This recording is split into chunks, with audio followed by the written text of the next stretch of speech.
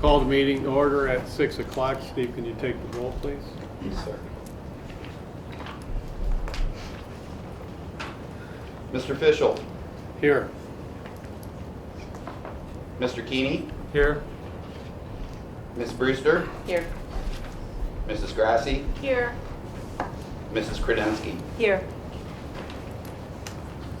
5 present, 0 absent. Stand for the pledge, please. Pledge allegiance to the flag of the United States of America and to the republic for which it stands, one nation under God, indivisible, with liberty and justice for all.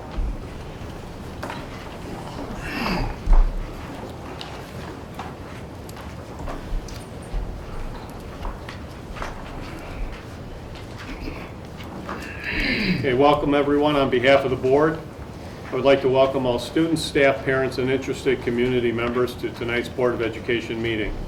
I would like to remind everyone that this is a meeting of the Board of Education held in public for the purpose of conducting the school district's business and is not to be considered a public community meeting. There is time for public comment during the meeting in the public participation section on the agenda. Approval of minutes. Make a motion to approve the minutes as attached, September 25th, 2025 board minutes and October 16th, 2025 special meeting minutes. Can I get a second? Second. Thank you. Any discussion? Can you call the roll, please? Ms. Brewster. Aye. Mr. Keeney. Aye. Mrs. Grassi. Aye. Mrs. Kredensky. Aye. Mr. Fischel. Aye. Motion carries 5-0. Special report. Okay, thank you. We have two tonight. First of all, we Dr. Michael Zern, Lake County Treasurer, is here to discuss property taxes and some of the things that are going on. So I'm going to turn it over to him. The down button. Okay, Thank you. Slide. Yep. All right, well, first of all, I'd like to thank the school board president Scott Fischel and the superintendent Chris Vertino for allowing me to speak to everybody today regarding property taxes. It is a big concern. It's been in the news quite a bit over the last year, and there's a lot of legislation that has been proposed throughout the state that I feel is not showing the whole picture of the property tax issue. And I am out here to start making presentations to show the whole picture, the whole scope of what could happen with property tax reform. I believe property taxes are too high, but I do not believe the whole picture is being explained when they are proposing legislation to reduce or replace property taxes. So that is the presentation tonight. So, so we're going to talk about the concerns of property tax reform, and I really want to look at the revenue sources for property taxes. I want to talk about the risks and the services at risk if property taxes are reduced or replaced. What could be at risk? Schools are one of them on the list, but there's many others that I want to mention, and also potential implications of if something is eliminated or something is reduced, how that could have a long-term impact on future costs or people's lives in the future. So when there's a few things I want to point out. So in 2025, property taxes are just under $24 billion in the state of Ohio, if you add them all up. Now that's usually used locally. So some of the things that could happen are services that could be cut, and I want to go into some of them because I think some of them are very important to talk about. And the legislation proposed at the state level, they talk about reducing taxes, which everyone loves. That sounds great. Their taxes are going to be reduced, but they don't talk about the implications. They don't talk about how the budget's going to be adjusted or where that revenue is going to come from next year when they do the budget. There's also a couple other things that are very concerning, such as first responders. One of the biggest things for me with property taxes is police and fire. That is number one. That's got to be there, and if that is, if staff is reduced, that is a big concern to me for police, fire, EMS. There's a lot of other issues I'm just going to mention as I go through this. but I'm going to move on at this point.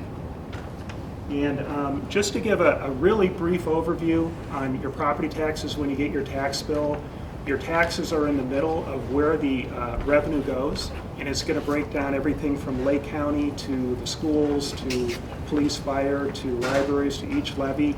But in general, in Ohio, about 60% of property taxes go to the schools, and 40% goes to everything else.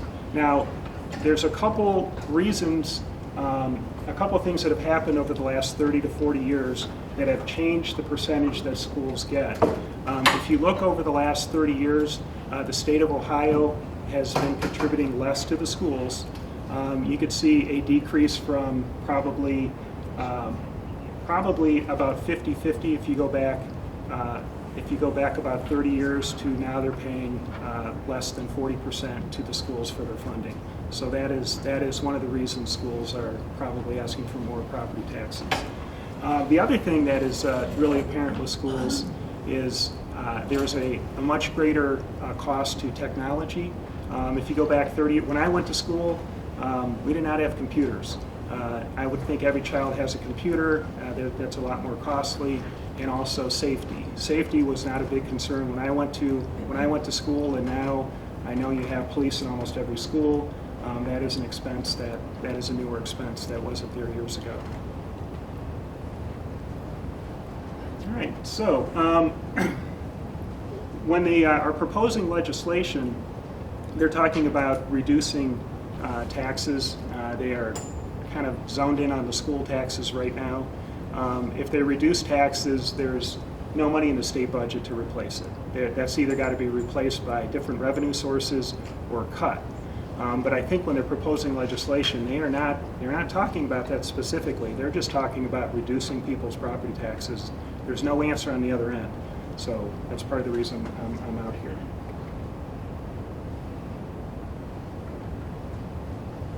All right, so some of the I kind of researched what would be affected with property taxes being reduced. And some of the main things are public safety, police, fire, EMS. Jobs could be lost there. That's really concerning. That could be lives at risk. Education funding. So we kind of went over that. Infrastructure, roads, bridges. I researched one thing that was really interesting on what taxes pay for on roads, bridges in Lake County. And one thing I found interesting is we have anywhere from 2,000 to 3,000 lights on our freeways. And that's paid for by property taxes. But I'm getting a little bit older, and those lights need to be on. I cannot drive down a road at 12 o'clock at night without those lights on. So there's a lot of little things we don't even think about that are paid through by property taxes that we take for granted that need to be there. Another one is mental health, the Adams Board. That is so vital to get people, to give them a second chance to get back on their feet. And senior services, I really researched that. I deal a lot with Council on Aging. They do a great job. Meals on Wheels, they deliver 500 meals per day for seniors. They have a lot of in-home health services, and they also provide transportation to their seniors, to their doctors, to Walmart, to their shopping. That really enables them to live in their home. And if you eliminated those services, I think the cost in the long run would be far greater, because they would have to go to assisted living, and assisted living is extremely expensive. It's far better to let them live in their house, and they should be able to live in their house. They've probably owned that for many years. All right, so some of the proposals out of the state that I've heard are, if property taxes are reduced or eliminated, one thing that they are talking about is merging cities and schools and libraries together. So one proposal that I heard was they would make each county a school district. So that I think would be shocking, because there are 235,000 people just in Lake County, but some of the counties are even bigger. So to make them one school district would be very, very complicated, very hard. I don't know how that would work, but that is something that they have proposed. And some of the other issues with the smaller cities and the villages and townships being merged together. So with the elimination of property taxes, they're talking about fewer safety forces. Once again, that's a big concern for me. And delayed response. We talked about the impact for seniors. I think this is a real concern. This is one that dealing with Council on Aging, I think this is a real concern for the community. And the other thing that I've researched is one other potential target would be libraries. And libraries do serve a very valuable purpose. A lot of times they offer children services so they can they could study, they can get ahead, they provide things for children. They also help help adults with job resources, and I think that's pretty vital. So these are some of the things that they have talked about for replacing taxes. So the first one is sales tax. They said that would need to go to 18 to 20%. If you eliminated $24 billion in property taxes, the sales tax would need to go to that percentage to recoup the lost property taxes. Taxing food, payroll, they talked about a luxury tax, a sin tax, they talked about gambling, marijuana tax, raising those. They talked about user fees. I've got one slide on user fees that I'd like to show on what has been proposed on that. And then the other thing that was really interesting was I talked to a group of college students and I talked to a group of seniors, and I asked them their ideas on what would you do to reduce property taxes. And they both came up with the same idea, and that was a residence tax. Now, these are 19-year-old college students, and these are 65 to 80-year-old seniors, and they both had the same idea that everyone should pay into the system. Everyone should have skin in the game. So they were both pretty much 100% on board with a resident tax to reduce property tax. I just thought it was interesting. I'm just letting you know the information that I found. So some of the pay per cost services, if property taxes are reduced greatly, cost to have police reports done, EMS fire bills, roll tolls such as 91. I mean, they could be right here in Lake County. There could be tolls on the road. Schools, I know you guys have I have students in Riverside, you guys have some minimal fees, but they could be much greater if property taxes are reduced, and membership fees for libraries. So what I did is I created a survey that I created on SurveyMonkey, and I paid for 15,000 responses. So I've already let the state legislatures know about this. I've got about 600 or 700 responses so far. And my whole pitch to when I talk to the legislatures is there's 132 representatives and senators in Ohio, and there's 11.5 million citizens in Ohio. So listen to the citizens, find out what they want, find out how they want to resolve this problem, and so the survey, and I printed out a whole bunch of them. You could take it online, or you could email it to me, but it pretty much asks what you would consider for replacing property taxes or reducing property taxes. And it lists a whole bunch of ideas on what you could do to reduce property taxes.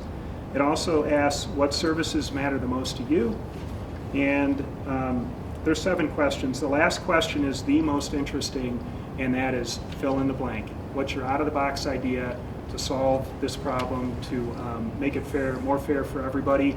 And I've had some people that have responded from Alaska and a couple other countries, and they have some fantastic ideas on ways to reduce property taxes and bring in other revenues. But the goal is 15,000 responses, and then I am going to send it to the newspapers, give it to the state legislatures, and hopefully they'll go off of Ohio residents' ideas instead of just using their own ideas, which I do not believe show the whole picture of the problem and how to resolve it. So with that, I'm going to hand these to Scott Fischel, and I appreciate everybody taking the time. Thank you. Thank you. Do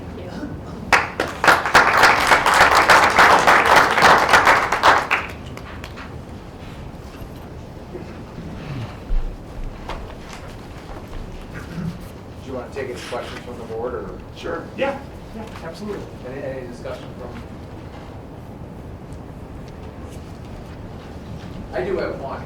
Sure. And it kind of deals with funding of schools. Obviously, becomes from property taxes, but with the money that Ohio spends for vouchers, is that from property taxes as well? And would that system be hit as well, or would it just be the public schools?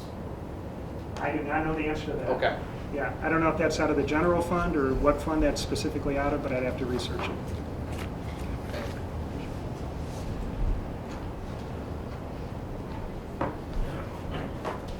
Second tonight, I have our Transportation Director, Mr. Andre, for a kind of update on the Transportation Department and some good news out of that department. Good news is great, right? Thank you. All right, I'll come over on this side, give your necks a break from looking around. I'll try and be short and sweet.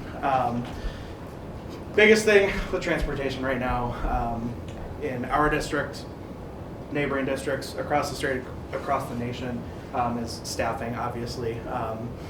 People come in, people go out. It's difficult to recruit, train, retain staff in school transportation right now. The good news is that our staffing here at Riverside is improving. At the beginning of the school year, we had many staff members that were unexpectedly on a long-term leave, be it medical or personal. Majority of that staff has returned to work at this point. We also have one new contracted bus driver who started last week. She finished up her training, passed her test. So we are very grateful and very excited to have her on board, which leaves us right now with just one open operator contract. So we are in a good position as far as our routes being filled. We also have hired 3 substitute transportation assistants in the last month to kind of help with some of those aid positions. That being said, we are hiring. We are always hiring. We will never not look at an application, turn anybody away in any sort of situation. We can always use substitute bus operators, greatly use substitute bus operators. Right now our sub team is really made of myself, my secretary Shirley, and our facilities coordinator, Val. We do a lot of the heavy lifting as far as subbing goes. So please reach out to myself, reach out to Mrs. Aliff if you are interested or know of anybody interested in working in transportation. We're also currently working to explore the opportunity to hold different hiring events, recruitment events, networking with other transportation supervisors and seeing what works for them.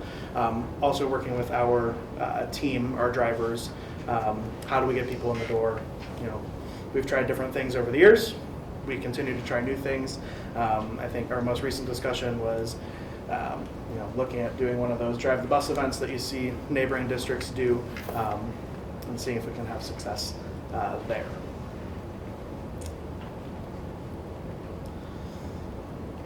In addition to staffing then, big thing right now in the state of Ohio specifically, recently DEW released the opportunity for grant dollars for safety updates to school transportation. Specifically, there are $10 million in funds that are available to public school districts in Ohio. These funds can be used on your existing fleet or toward the purchase of new buses. It is very specific on what we can use these funds for. Right now we're looking at what on our fleet we can include, what we can add to our buses to improve safety features. There was a study that came out, or I guess a consensus that came out from DEW about a year and a half ago with safety features that potentially can and should be included on school buses in Ohio. This is when, if you saw, there was a lot in the news about a year and a half ago about should seatbelts be on buses. This came out of that study and those conversations with local school districts and officials. Generally, what we are looking at if we were to be awarded funds would be things like all LED lights on our school buses. Do we want to include seatbelts? Do we want to look at adding lane departure warning systems? Do we want to look at electronic stability control, fully illuminated stop signs, adding a second stop sign to school buses? Things like that is what these funds are for. So I've been digging into that. Actually, that grant period just opened up last week. It's open through November 15th. So Dr. Rotino and I have been talking about looking at what we could utilize on our fleet to get a submission in for that grant to get some funds in. We have until, or grant funds would be awarded in December or January. They'd be available in the summer of 2026, and they have to be committed to a project prior to 2027. So we have to be very specific in what we would use our funds that were awarded to us for. A lot of it is also based on the age of your fleet. You're less likely to be awarded dollars if you have an aging fleet where that equipment would be installed and then removed or retired a number of years later. So we're looking at all these options. We have until mid to late November to get a submission in for the grant to hopefully improve the safety of our students, our drivers, and the community at large as it relates to our school buses. So yeah, that's what I've got going on in the transportation world right now. Do all of the buses have cameras? Yes, all of our buses, actually currently yes, all of our buses have 2 exterior cameras. Okay. Those are our stop arm cameras, and then 4 to 5 interior cameras. Some of our newer buses, we started ordering them with a forward-facing dash cam as well. Okay. Sounds good. And then I would expect that we're pretty competitive with area districts as far as salary. We are very competitive with area districts, if not greater pay than some of our area districts.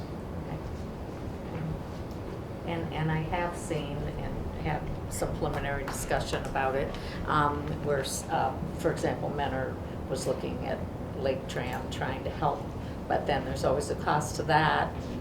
Yeah, and they're closer to where they are. Absolutely. Yeah. And there's only so much, I mean, when you look at regulations of transporting public school students, there's only so much that we would be able to use something like a Lake Tran or a contracted service for.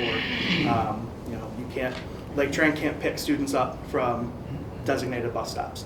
They can't pick them up off the side of the road. They can't pick them up at their homes unless they have like a dial-a-ride van pulling into their driveway, that sort of thing. So all of those options are there. I hope we don't ever have to get that creative. Okay. Thank you. You're welcome. Fantastic. Anyone else? All right, thank you. Thank you. Oh, one more thing too. I totally, on my way here, realized I forgot to include this in there. I would be absolutely remiss to, if I didn't say and send a huge shout out and thank you to my team in transportation over the last month. I was out of the office for the end of September and early October, and my team held down the fort specifically. My secretaries, mechanics, all my drivers and aides. So we have a really, really great team of people here at Riverside that are always willing to go above and beyond and help out when necessary. So I appreciate them and I thank them for everything that they did in my absence. Thanks. Well, you might as well explain why you were out.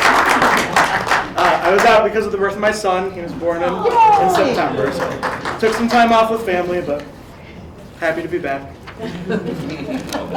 4 a.m. comes a lot earlier when you have a newborn. I'll tell you. Sure does. Well, thank you. Thank you. Thank you. And that concludes my reports for now. Thank you.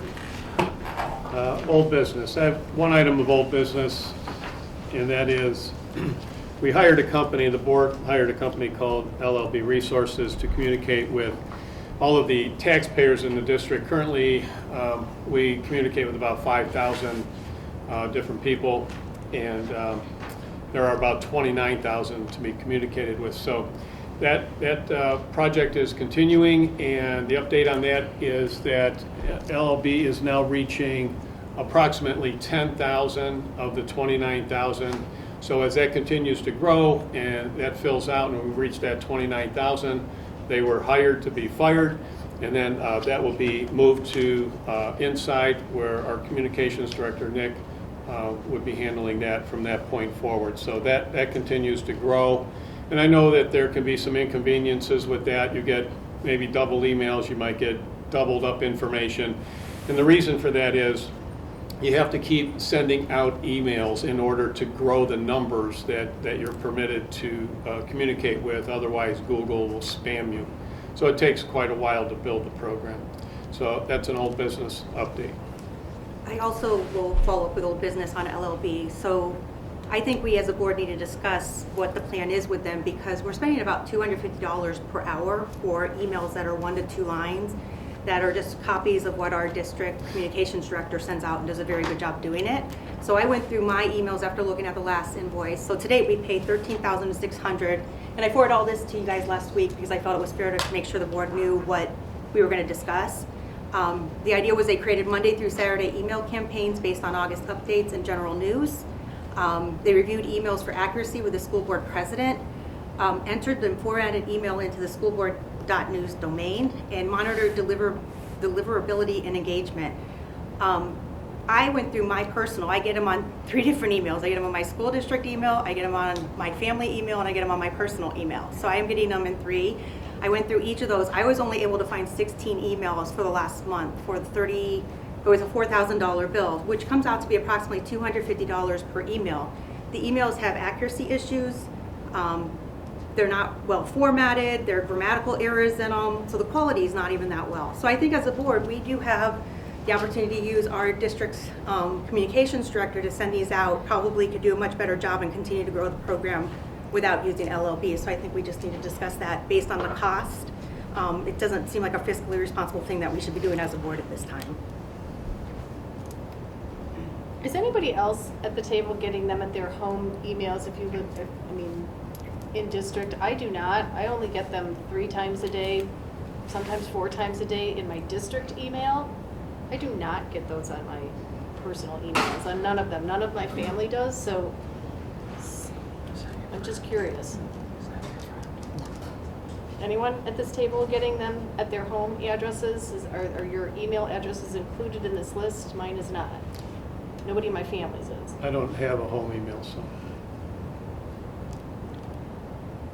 So again, I would ask the board to have a discussion on the cost of this based on where we are. I mean, we're going into deficit spending in the next school year. I think, again, this money could be used more, we can use it other places. At $250 per hour, it just does not seem like the right thing to do at this time. Well, I would think if the goal is 29,000 emails or contacts, and at this point, we're around 13,000. Did you say 10,000? No, I mean dollar-wise. So $13,000 for 10,000 contacts. It's $1.30 per contact. If we get the 29,000 for 29,000, I think $1 per contact is probably very reasonable in the marketplace to obtain these addresses and make these connections. At $250 per hour for a 2-line, not accurate, not well-crafted email, it's worth it. Because it's the brand of our school. I mean, Mr. Carabine in the district has worked very hard to put a communication plan in place, and it's a good branding for our district. And again, I think he can carry this out for us if we give him direction on what we're looking for, but we've never given him the chance. And again, at $250 per hour, Mr. Carabine doesn't get paid that. He does much better work. The quality of his work is much better. So again, why do we need to pay an outside company to continue this work when we have somebody internal that can do it for us, and we can save the district $250 per hour? Well, the point of this was to communicate with all taxpayers, and 5,000 of the 29,000 is a fraction of who we should be communicating with. If you're taking their tax dollars, they should know what's happening in the school district. And I have had feedback from many people, especially seniors, who had never been communicated with before. They don't have that connection with the school district, and yet they are enjoying getting information finally about the district. And I think that can lead to more support for our district overall. And I think we need to reach all taxpayers. And I'm not disagreeing with that, but again, $250 per hour. We have a communication director in the district that does a very good job. Why aren't we utilizing our director to go and figure out how we do this? The school does not have $250 an hour to pay an outside company at this point. We're going into deficit spending in fiscal year 27. Actually, that's one of the messages. We had a message that went out with inaccuracies saying our treasurer said that we're in a very good place. And I talked to Dr. Thompson to ask him, I don't think your message was that we are in a very good place or whatever that message said. It's that we're doing better than most districts in Ohio. Is that correct, Mr. Thompson? Correct. What I said was, from a fiscal position, we're in a much better place than most school districts in the state of Ohio, but certainly we are levy eminent. That is true. Right, and the message that went out did not say that. It put everybody in a place that thought this district is in a really, really good place, and we're not. We do have challenges, and spending $250 an hour at this point is not fiscally responsible. Well, let me just add that if we are levy eminent and the time comes when we need to explore that further, having contact with as many taxpayers in the district as possible to convey any message that we want to convey, I think that would be very important. And again, I'm not disagreeing with that. I guess you're missing the message. We do not need to pay somebody $250 an hour to create simple emails that are not accurate, that are not transparent, and we don't need to pay somebody $250 an hour to do that. We have an internal director of communications that can do that for us. If that was our goal, I would much rather pay someone for an email list and buy an email list than I would to be having them produce emails that we could produce internally. That I feel we can do ourselves. Do we have any documentation on the plan this person was supposed to create to show when that, like, do we have a list of emails so far that have been called? Do we have any idea when we will get the rest of them? How long this is supposed to take? How long are we supposed to be paying for this? And when will these emails stop? And when will that job transition back to our in-house? Do we have any information on what that is as a plan? Or is this just going to continue? So, as I stated earlier, they were hired to be fired. And when the time comes when all 29,000 people are as close as possible, because you're never going to reach everybody, then it will be brought inside. So part of the issue when you go to create a program like this, you don't just flip a switch and go. You have to create a whole platform. This thing has to be created. It's not just a matter of buying emails and mailing out to those emails. Google does not permit you to do that. You will be spammed. So it's a long process, and it's a building process, and anyone that's ever built something or has a business that you have to create a platform, you understand what it takes, the time and effort, and sometimes money that it takes to go ahead and build that so you can execute your program. So anyway, this isn't just a simple thing that can just be turned over. It's in process, and it needs to run to its completion, which hopefully within the next half a year or so will be completed. And then at that point in time, we'll look to bring that inside and do what it takes to transfer that. So, Dr. Thompson, should we be doing a blanket purchase order for this individual? Should we be putting that in our budget? Should we be having some sort of discussion on how much we're willing to spend on that? Because I don't think that we have that, and we're spending it, and then we get a bill, and then you have to do a then and now certificate because we don't have a bill. Well, our retainer was $9,000. Right. We're through the retainer.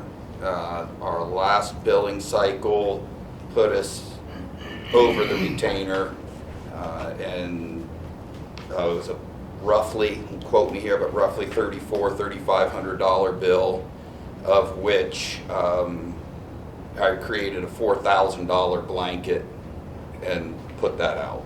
So the idea is that I won't encumber any more money than we need to encumber, but yet not have to do a then and now. But we're basically encumbering indefinitely because we don't have any idea what this is going to cost us at the end, correct? I'll have to continue to make blankets until we no longer employ them. Thank you. Or I shouldn't say employ them, contract with them.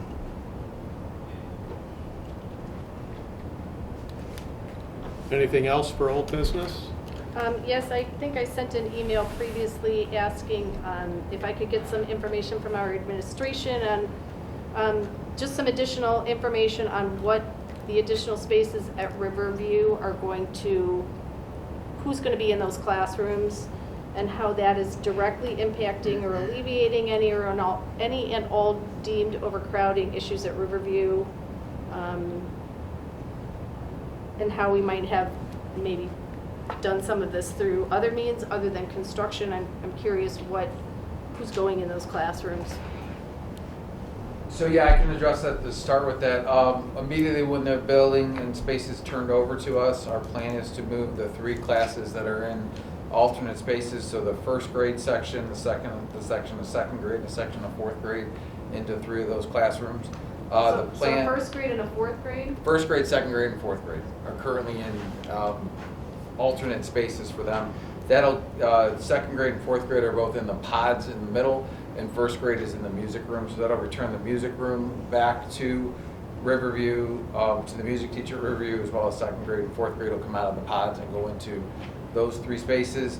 The plan is in forecasting forward for 26 and 27. The 4 rooms will be utilized for our preschool. The 4 primary rooms in the base will be utilized for our preschool to start. It gives us a 4th room upstairs for a potential 2nd or 5th section of kindergarten if needed. We don't know what enrollment is and we can't predict, but Riverview has fluctuated between 4 and 5 sections of kindergarten depending on the year. So we are looking to, that will be the start of that, and as the Casement property starts to build or we start to see more enrollment, we will adjust as needed. But right now, for next year, for the we'll shift preschool over to Riverview for those 4 spaces that was designed, and we will move preschool if needed. Hopefully we'll keep them there for a couple of years because we seem to move preschool all the time. It's a traveling classroom. We want to keep them in a home and find them a home base. That would free up some classroom space at Melridge, where the 4 preschools are there. So it'll free up some swing space if we need it, as we're going through the Buckeye edition and what Buckeye looks like for next year too. So we have that potential for, as that side of town is under construction, it gives us the room for some swing space as well if we need to implement that. Thank you. And currently the Sidley property isn't anywhere near beginning. It is that. not, as far as I haven't had an update recently on it. I do know they were delayed, and I have not seen anything, any type of earth equipment to start moving ground, but it's also start coming out November, so I don't know if they would start now. Yeah, I think they're scheduled to start to deliver students at the end of 2026. That's speculation, so. Okay, and I wanted to say that in touring Riverview several times, the support services are pretty jammed into spaces, sharing spaces, and really need some dedicated spaces. There was that one classroom upstairs that was really, modeled to have, some special ed service in there, where it had a tutoring room, it had a changing room, it had another area that was more of a classroom. I wouldn't want to see kindergartners upstairs the following year. We'd have to talk about how that would look. But, originally that was what that space was designed for, because there was a lot of discussion about having a place where there could be a changing table for a child who's older, okay, and or children who are older, and then having those small tutoring rooms and things like that. The other thing is at Melridge, right now there are, you said, some support services like, I don't know, OT, speech, whatever. There are some support services that are using the modular units. We would move them inside as well, so free up some space. Right, and, hopefully get rid of that trailer because, there's been issues with leaking in that trailer as well, even though it's currently corrected. All right. And then I had one other item, something similar. I wanted to know from our. Ms. Grassi? Yes. I just have a question, okay? So, Dr. Rottino, the music room is being used as a classroom this year? It is a first grade, or yes, it is a first grade classroom right now. What, was the music room used last year as a classroom? It was a fifth grade classroom last year. And the year before that, was it used? It was a music room then. Okay. So we've been without a music room for 2 years. 2 years. For the kids. Okay, that's, we want to give all the kids back the full opportunity of education in this district. Also, we have a couple classrooms in the pods. I don't know if everyone knows what a pod is, but you basically have 4 classrooms around a pod. The pod's in the middle. We do. This year, we decided to do that because we brought back some special ed unit classrooms at the beginning of the year, because we knew that we were going to have the additional classroom space, so we moved them out of, we moved one out of Buckeye and one out of Melridge to free up spaces so we could remove the modular classrooms at those schools, and so move them back. So we had to do some shuffling around internally, but that's what we've done. Right, and the pods were initially, well, when the school was built, they were meant for those 4 classrooms to utilize that space in the middle. So when people go out of those classrooms, they have to walk through the pod. Is that correct? Yes, and in the classrooms that they're at, they walk around. There's temporary walls up, and they Yeah. do walk around. So, just saying, we need to get back to some normalcy, so that's part of the reason for the addition. Of course, then with 1,500 homes being built, we're going to need some space. Thank you. Can I now ask my next question? Sure. You ready? Thank you. So I also wanted to know from our administrative team how the upgrades that are being proposed at Buckeye will allow the district to further consolidate if possible. I'm not sure how it's currently structured, if there's a solution that would allow the district to close Melridge potentially with minimal cost adding to the Buckeye project. So is there any conversation around that? Was there any cost estimates that were done for that type of a proposal? As it currently stands, we would still need Melridge. 8 classrooms does not, the 8 classroom addition would not absorb the students at Melridge without significant redistricting. We could look into that. We could do some But studies. I guess into what that. I'm asking is, was there any conversation about how we could do that if we made the We had some proposed initial talk about additions to Buckeye if we did larger? X, then we could potentially close the school, and the board chose to put 8 classrooms instead of the initial 12 to 14. If we would have done the 12 to 14 classroom addition, that would definitely be feasible. I think even with 10 in redistricting for now, we could close it if the Casement property were to come online and as expected, and be built as expected with all 1,500 homes.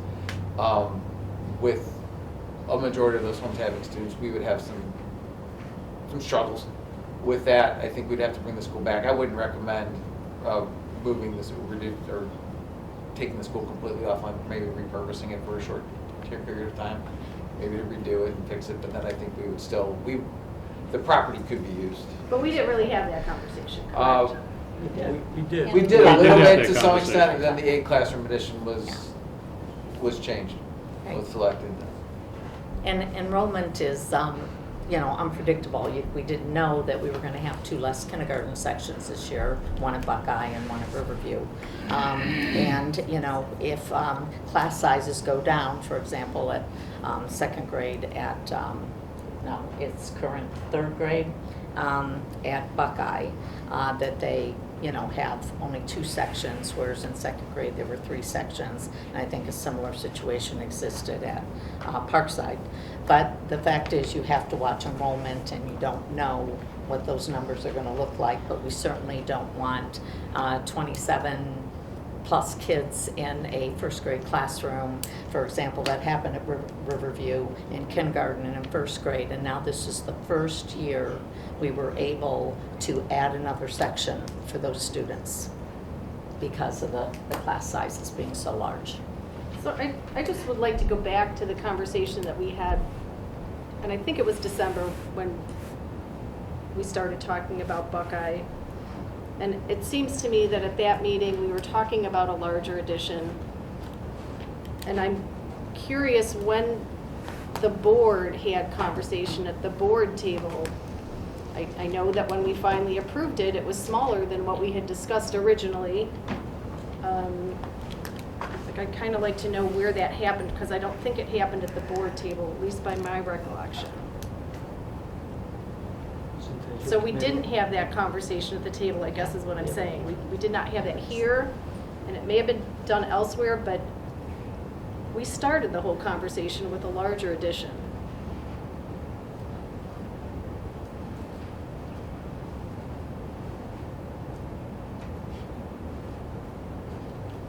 Okay, that's fine, I have my answer. We can move on. Thank you. Anything else? Okay, discussion of new business. So I do have new business, and I think it's something that we as a board need to continue to discuss from here on out, so we can figure out what's next. So everything's in progress. We have approved a loan for 25 years? Is it 20 years, 25 years? Well, you have in your booklet that I gave you, you have a repayment schedule towards the back. It gives you a variety of options, but to hit the numbers, not the one that's folded in, but it's actually in your binder towards the very end. Flip it again, one more. One Flip. more. No, the other way. Yep, that Yep. way, that way. Keep going past Okay, that. this one. Okay? This one. And it will look like, This one. looks like this. Okay? That is the repayment schedule on the COPS. The TANs is locked in at 10 years because it can't exceed 10 years. Ohio law also requires that we not in debt on a TANs more than half of our PI funds, yearly PI, projected PI funds, which we're not. We're at about a third. But the COPS, it's like mortgaging a home. If you have a 15-year mortgage, you're going to pay less in interest, but your payments are going to be higher. So it'll be ultimately the board's decision what number we land on, but to hit what we have budgeted for would be 25 years. Right. So 25 years. I see you also have the PI account expenditures and reserves with an ending cash balance over to fiscal year 30 on here too, correct? Correct. There's always, if in the 10-year PI projections, that's a long time to predict revenue, and expenditures, because they're both projected in the 5 and the 10-year look at it. But you can see as things stand right now, based on what we know right now, that does not include any more building projects. It doesn't include any major repairs. You can see that on average we end up somewhere around in the neighborhood of about $700,000 to $800,000 each year left in the PI fund after we make our payments and after we purchase things like 4 buses a year, et cetera, our predicted PI expenditures. Does that make sense? Yes. So basically, we have a buffer of about $700,000 or $800,000 for the unexpected, boilers, roofs, et cetera, et cetera. So, and that kind of leads to my question. So I think as a board, we need to start discussing how the district plans to continue addressing facility needs across all schools, including the high school and middle school. I think we need to discuss how we will manage risk for major building repairs, boilers. I think, how much was the boiler to replace at Lamuth? Boilers can exceed $100,000. Do you have a rough number? Rich, I'd rather defer to you, Rich, actually. I believe Lamuth was all told like 195. 200,000 approximately? With installation and everything. Correct, and that was an in-kind, a for-like exchange. So we didn't change any piping. We just basically took old boilers, put the exact style back in, did a little bit of piping, and that was it. We didn't make any larger improvements than that. Okay.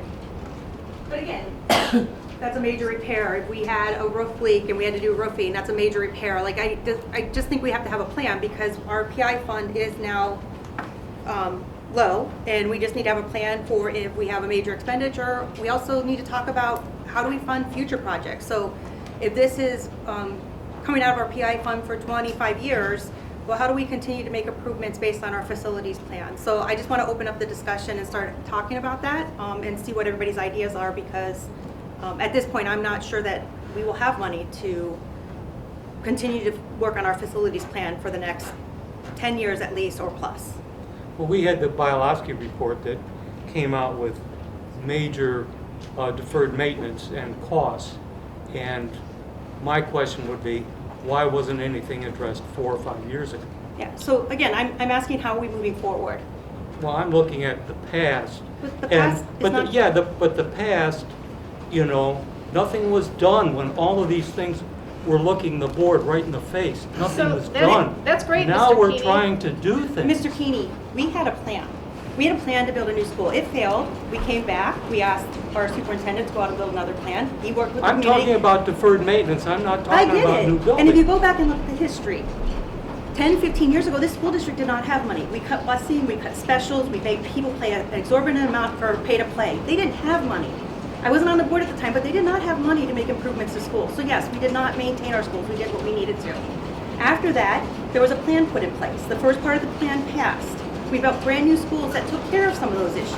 The But you excuse never me, addressed the excuse deferred me, maintenance. Excuse me. Because why would you put money into schools that you were planning to tear down based on the facilities plan? That's a waste of that's a waste of our district's money.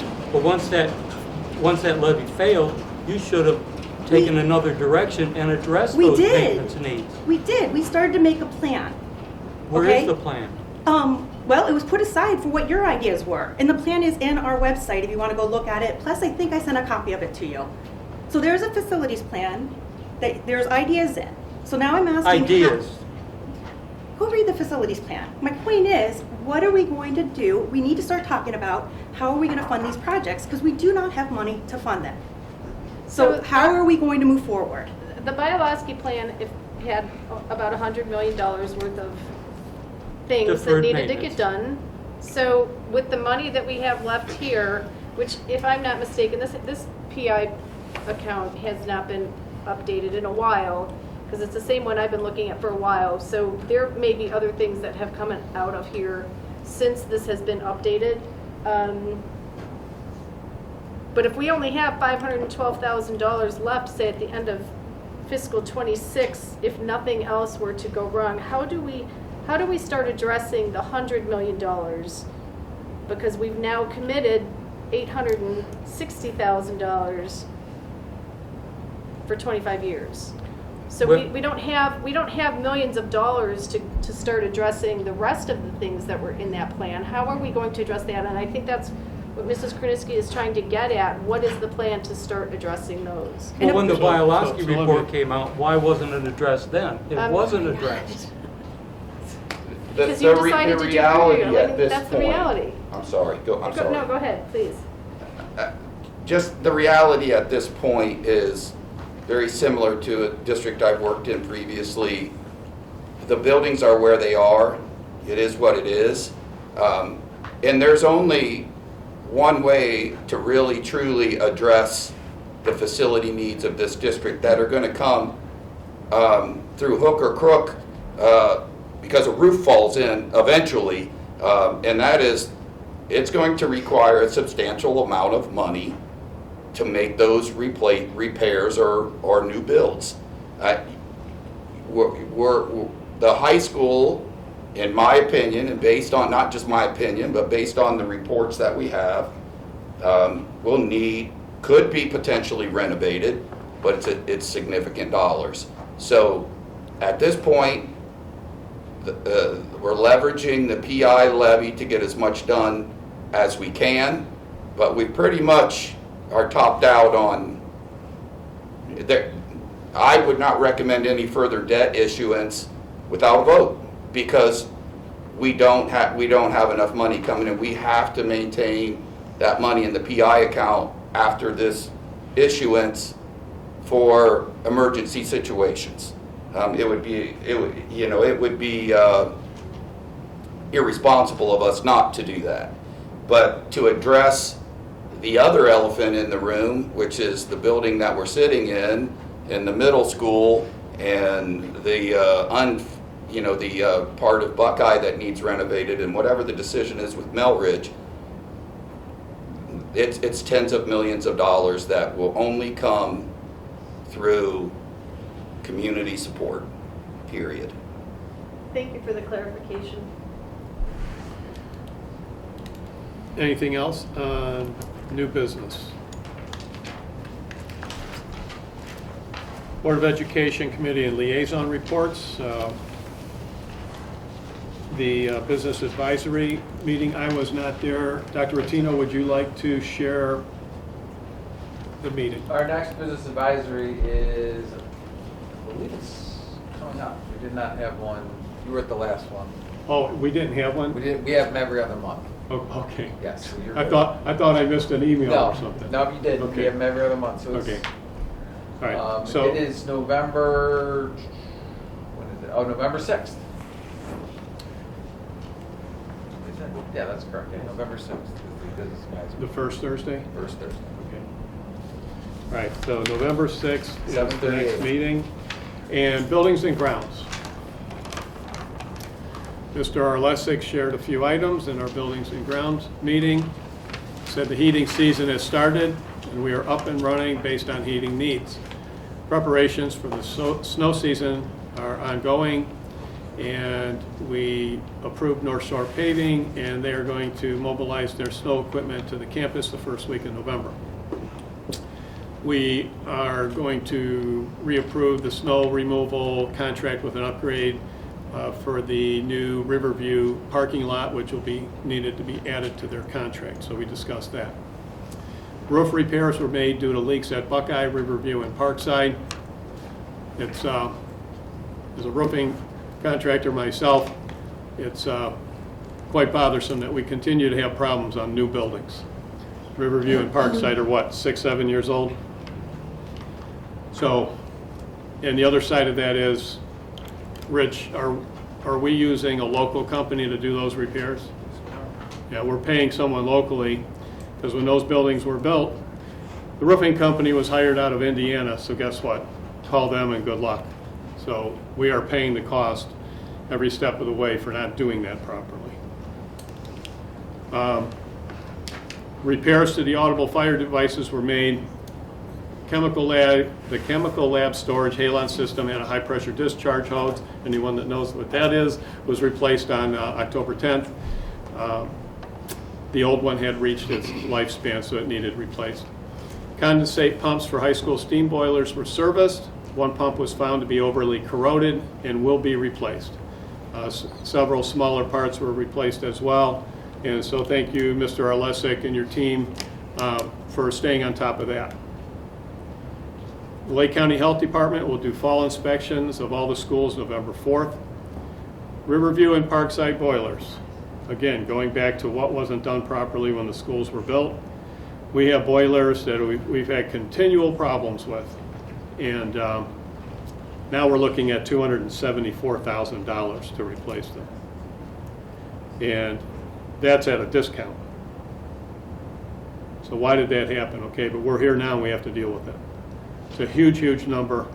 And Mr. Arlesic, we've replaced different parts how many times now? We've replaced 2 heat exchangers, roughly 9 low water cutoff sensors, and we have 2 heat exchangers that are currently down, one at Parkside, one at Riverview. We do have the heat exchangers. I am currently in in-depth conversations with multiple parties and doing the best I can to come up with a solution that is going to be greatly effective to the district for the life of the boilers and be as cost effective as possible. More to come after that. With the heat exchangers, different things we've had to replace, how much approximately have we spent thus far? I believe we were up to roughly $74,000 for 2 heat exchangers. I do know that 2023, the first heat exchanger with labor was right around $18,000. The second heat exchanger 2 years, or I would say 18 months later, jumped to a number right around $60,000.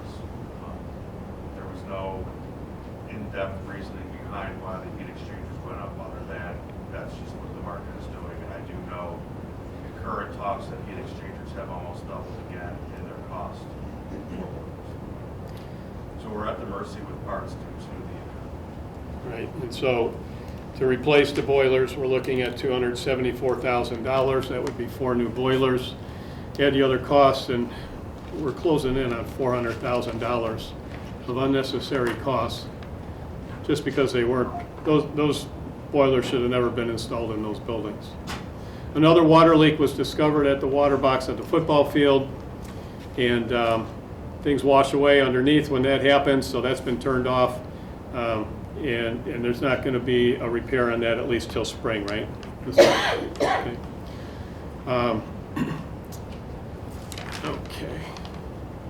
And then the other item is that the CTE and Riverview additions are moving along well, and that's what we talked about in buildings and grounds. Can I ask a question? The heat exchangers and those issues in our new schools are not something that we could have predicted or known about when the schools were built. Those are defects of manufacturer defects, if I'm not mistaken, correct? In all honesty, in the conversations that I've had with multiple contractors, vendors, engineers, HVAC companies, we've had a lot of testing done on the units. We've had water clarity testing done on the units. We've had conversations that are endless. There is nothing that is showing fault directly to one item, one individual, one situation at this time. And as anybody knows, in today's world, nobody's going to stand up and raise their hand and say, I screwed up. But there's nothing that's clearly black and white that says we should have done this, we shouldn't have done this, you did this wrong, they did this wrong. So it's a lot of gray area that we are currently dealing with. Right. I just want to make sure that, you know, the public is hearing the right information, that there's not something that the district did at fault or that we put in wrong materials. It was the things that were spec'd in by our team, our architect team and construction team, and that we're just dealing with things that happen in normal course of construction. And if I'm hearing correctly, we could be talking almost $500,000 between 2 boilers and heat exchangers. Is that what I'm hearing? With the deep, as of now, with the deep discount from the distributor of manufacturing boilers, the district with labor and boilers would be, if we went the boiler route, which is 4 boilers and installation, we would be in for about $275,000. Okay. If we did just the heat exchangers, which is a gamble because we do not have a clear pathway as to why this is happening and what we can do to prevent it. If we did 2 heat exchangers, we're looking at right now about with a discount of $69,000 between parts and labor. But again, that is going to be a gamble unless we have a clear solution and path that says if we do X, Y, and Z, we can guarantee that this is not going to happen in 6 months or 12 months from now. Okay, But so I've not had that information come to me yet. so let me ask a question on our board agenda. Don't we have approval of dollars for heat exchangers? We do, and that's a safety measure because if another one goes down, we won't have heat in one of the schools. So we want to have them on hand in case we need them. If we don't need them, then we will return them for a full refund. And so that was at a cost of, I think it was somewhere around $77,000. All I guess I'm getting at is that when we are looking at our PI fund forecast and the balance at the end of '26, and it was estimated quite some time ago at about $512,000, we're already talking using up those dollars between perhaps boilers or, you know, we're already talking about using those dollars, and so we just eat away at the balance with, again, nothing left in case something else happens. So just keeping an eye on that. Thank you. Okay, so just to be sure, it's been said off the record that these boilers should have never been installed in those schools. Wrong boilers, wrong application. On top of that, we don't have warranties. Our warranties are non-existent, okay? And the way they handle that process is when you're doing new buildings, when you're doing construction projects, you have what's called an owner's rep. an owner's manager, which did not happen in the building of those two buildings. $38 million and there was no owner's rep. So when an owner's rep is there, that person's job is to make sure everything's accurate and correct and to double check things, and that didn't happen. Just saying, we're doing that now, okay? We don't want to look too much in the past, but it's frustrating when we're spending over $300,000 on things we don't need to spend, and we're getting close to where if something else went down, we wouldn't have heat in one of the buildings. So we just need to do things the right way, is all I'm saying. So if I'm not mistaken, we actually had an owner's rep. I can't remember his name. Well, you did not have an owner's But rep. we had an owner's rep. No, there was no one under contract. The person that was used was an administrator or someone else close to the administration who had a little bit of construction experience, and that person was not hired under contract as an owner's rep. I will look it up. We had an owner's rep. I have asked for that contract and have not received it.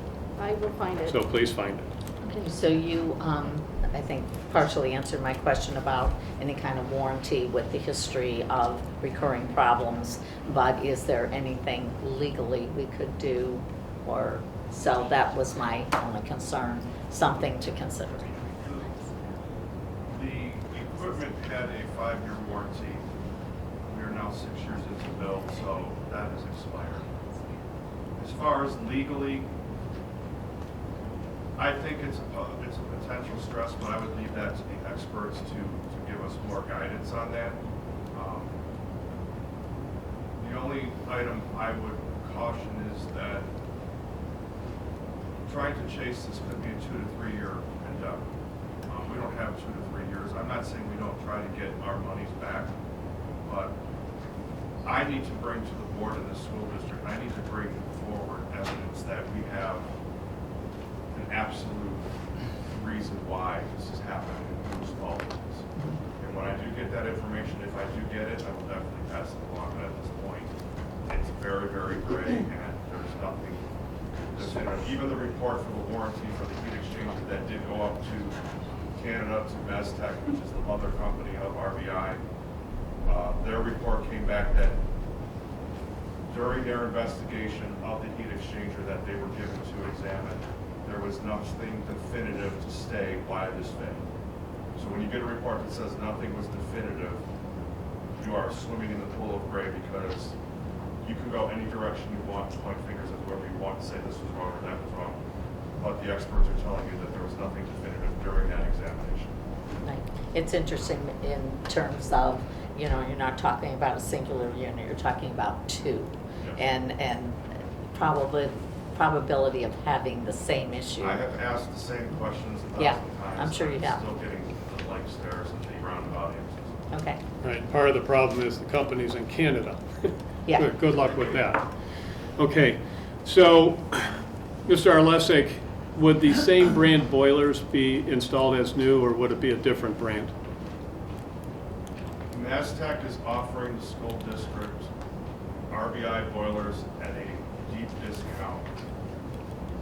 Currently, all in, I said we're about $274, $275 all in.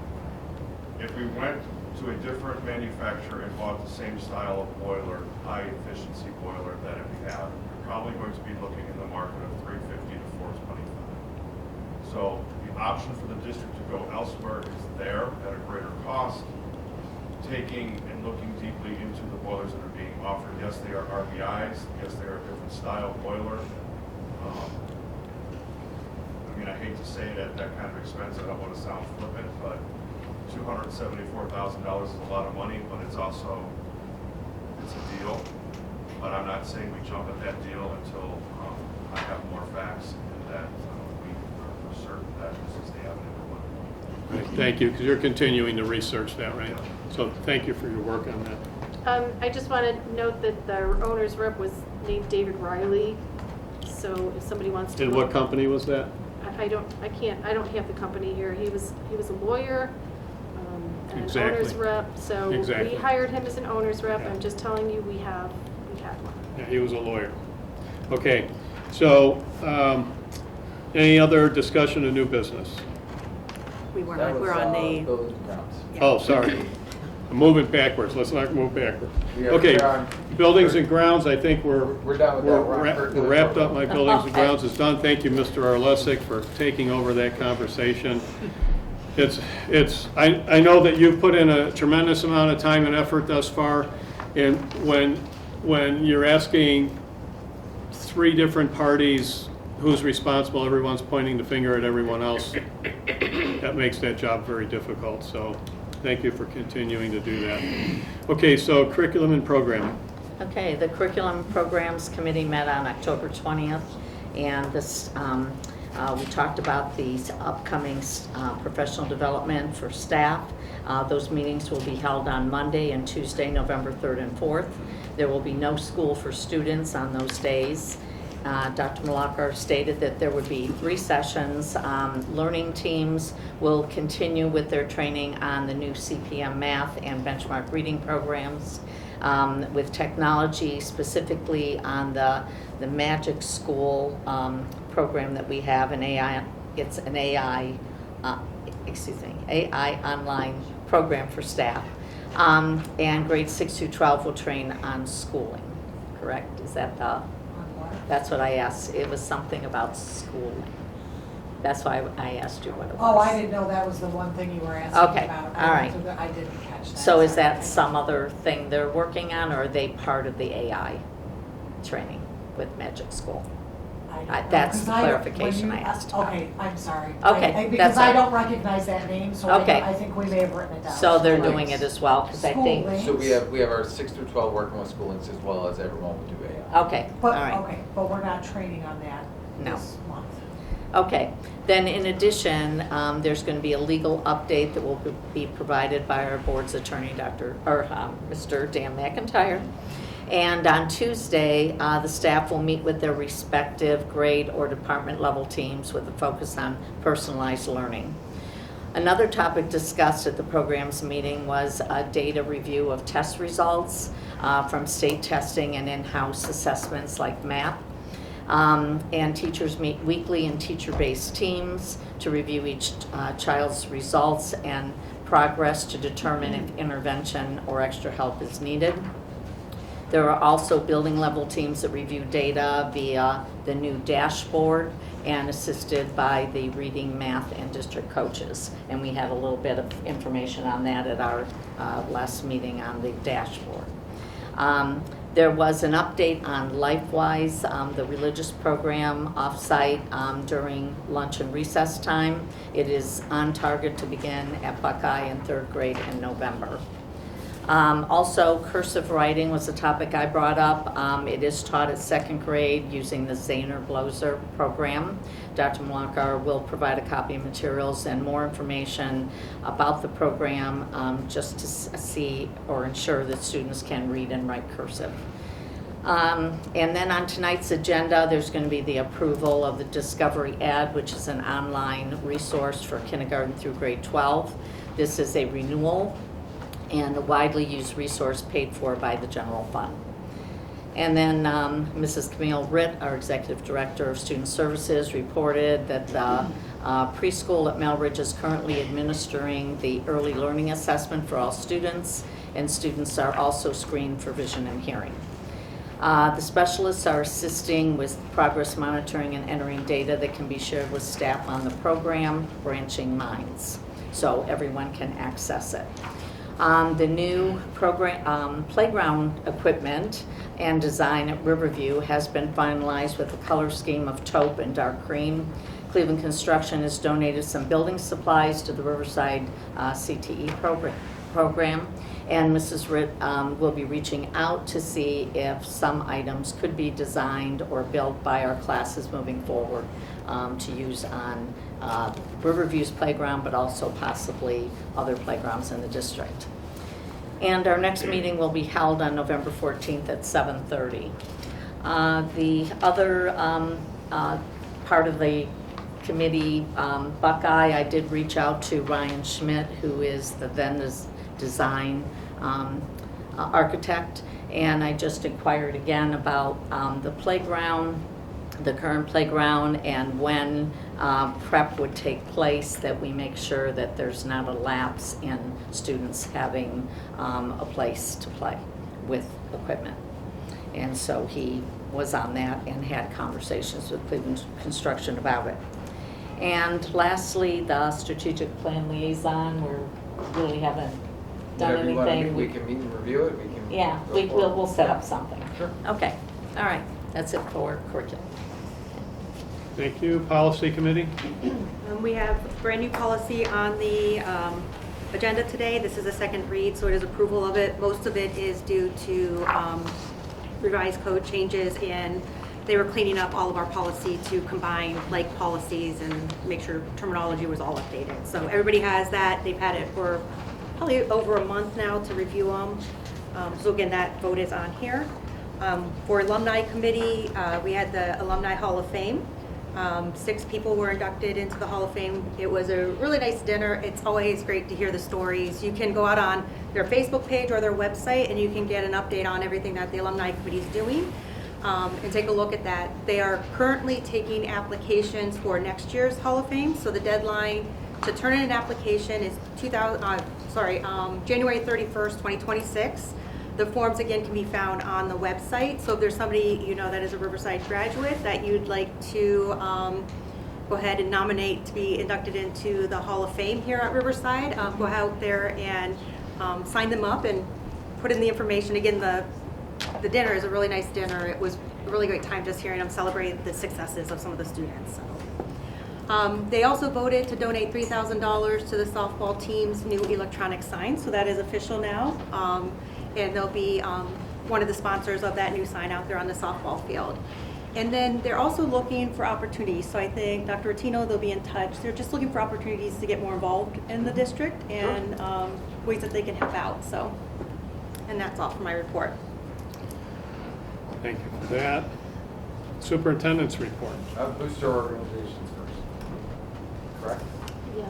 Oh, I'm sorry. Booster Organization Liaison? So the boosters, we had our RPTA meeting again early in September. There's no new updates from that. Your elementary PTOs and your middle school PTO are busy at work doing great things for their schools. Please see their websites and their homeschool websites for the calendar of events that they have. There are a lot of meal discounts out there that Mr. Carabine will post the day before those things happen. So please watch our Facebook page so that you can see those things. The athletic boosters, I'm still waiting to hear from administration if we have any update on how we can corral the athletic boosters a little bit better. Yeah, I know you're working on that. I heard that before. It's a large undertaking. It is a large undertaking, Try to do and so it would be great because, again, the RPTA, it's great to have those folks all in one place and to hear from them. It's hard to get in touch with all of the folks for the athletic boosters, so if we could perhaps move that along, that would be great. That's all I have. Thank you. Superintendent's report? Okay. It's been a busy month. Great month, though. As Mrs. Kroniski mentioned, the Alumni Hall of Fame did host its ceremony October 11th, and 6 new members were inducted into our Riverside Alumni Hall of Fame. Really great stories that came out from this event. Congratulations to Beth Knezovich, who is the first female veteran inducted into the Hall of Fame, so that's really exciting. Frank Faccarello, who is just obviously not only into donating time back to the Hall of Fame, or back to the Alumni Committee, but also through charities throughout the area, including Sub-Zero Mission. Jen Yorko, who is the first female general manager of a minor league team to win the championship, so that's a great accomplishment there. Andrew Brown, who is the only Riverside that we can tell, the only Riverside athlete to play in the major leagues, and is his claim to fame is that Aaron Judge is 0 for 8 against him. So he was a pitcher, and that's Wait. Did he walk him 8 times? No. He had like 3 or 4 strikeouts too, I think. He did say that this was in the minors, and that Aaron Judge is a very large man. Well, that's a huge accomplishment. But that's still, it was something to kind of say there. Bettina Hahn Lawson is a swimmer, and she still holds the record for I believe it's the 50 free. And then Brian Schmenke, who is a heck of a basketball player and football player for us as well, and is in his College Hall of Fame as well. So that's congratulations to all of them. Also, fall sports. We're wrapping up the fall sports season. Girls volleyball unfortunately came to an end last night. They did lose to Twinsburg in 5. I think the last game was like 15-12 or something. It was a great set all the way through. Boys and girls, but girls volleyball, boys and girls golf were all WRC champs. We did mention both boys and girls golf being the champs at the last meeting. Girls second year in the league and they're champs, so they're up there doing it right. Boys and girls cross country finished in the top third in the WRC, and we have some runners I think who are still competing.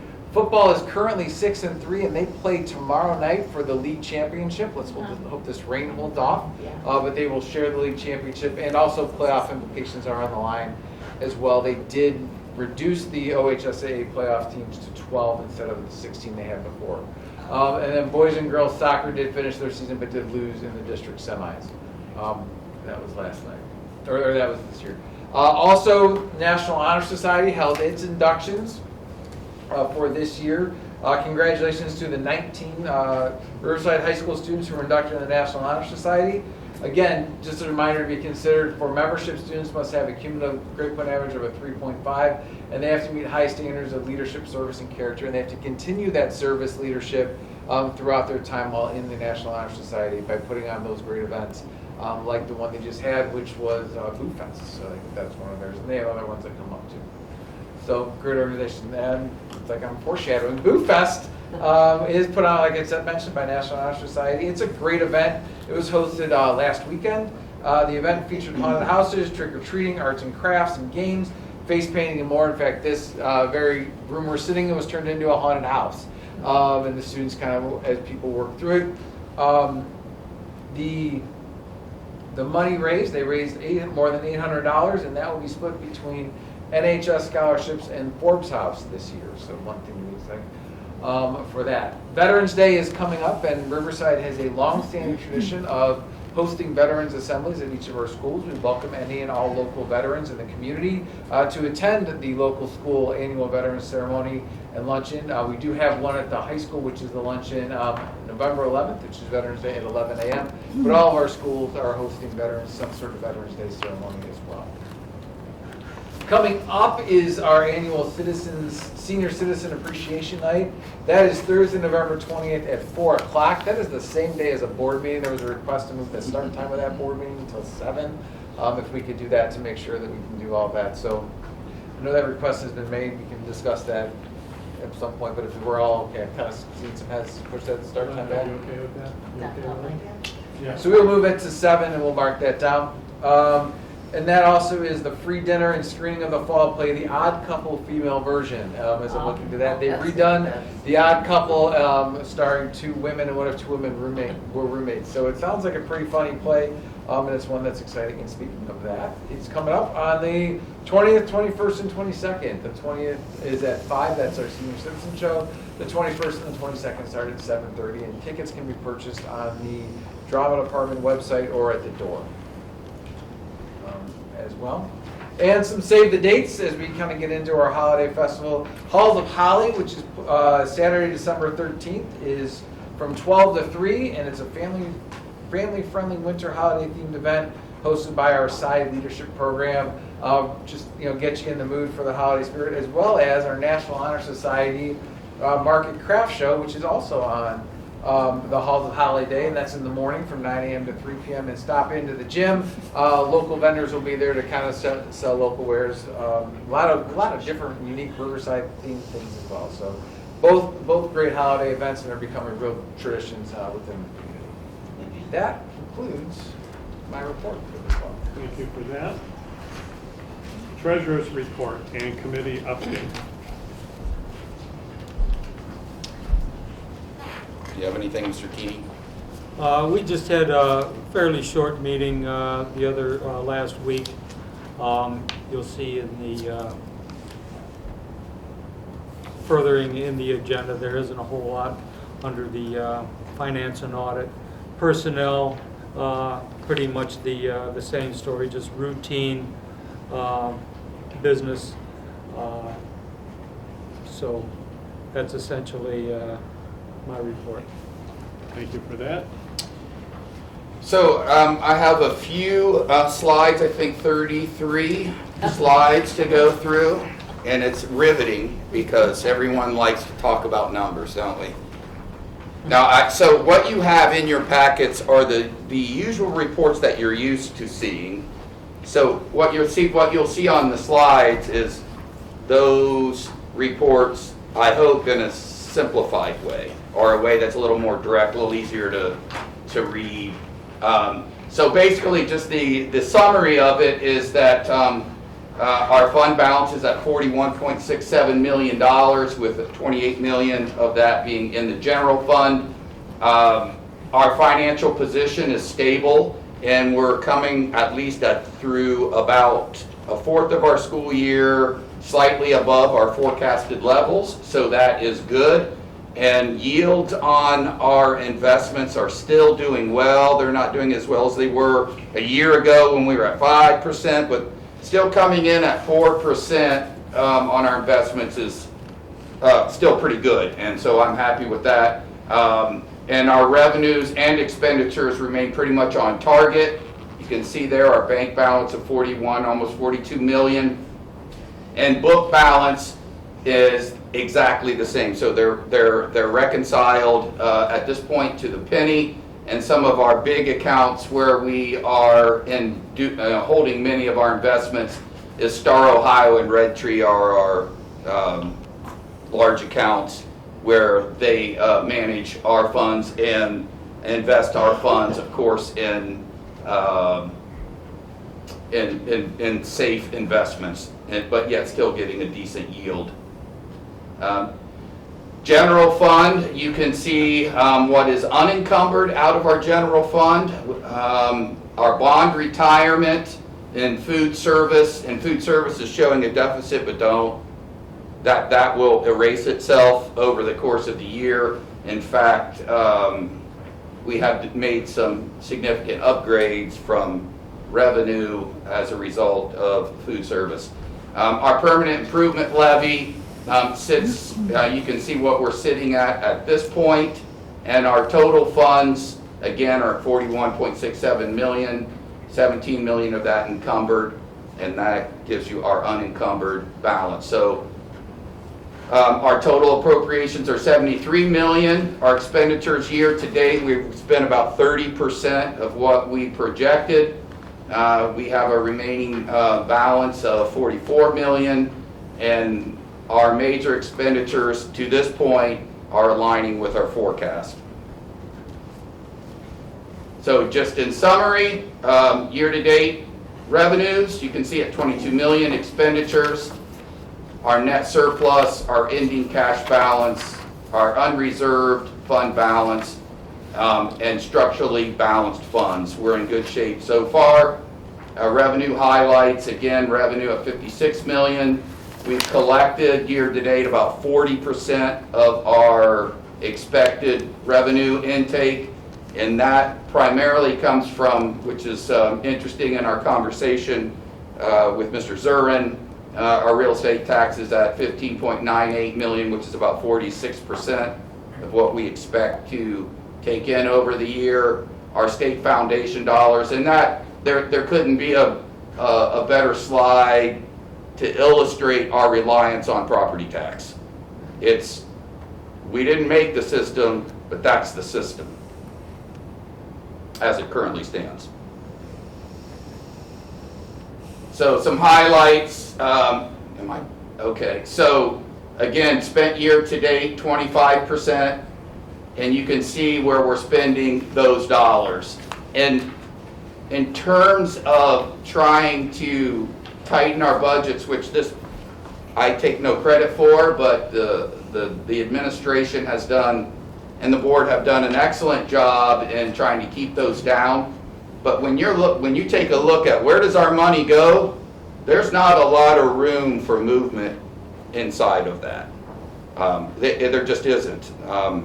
So personnel, I can assure you that we're running lighter than most places I've worked previously, and just walked into that. Our investment portfolio with a little bit more detail. Benchmark rates are still really good. So the key takeaways, I think, that come from where we stand right now is balanced revenues and expenditures, which is positive. We have strong liquidity and fund balance. Our investments are producing solid returns. All of our funds to the penny are reconciled. And at this point, I have no fiscal concerns at this point. As been stated, we will move into deficit spending. For those of you that watched well, actually, I think I got an Emmy, didn't I? No. I think I did, from that 5-year forecast update. But remember, House Bill 920. House Bill 920 freezes revenue. So no matter how fiscally responsible you are, those axes will cross between expenditures and revenue.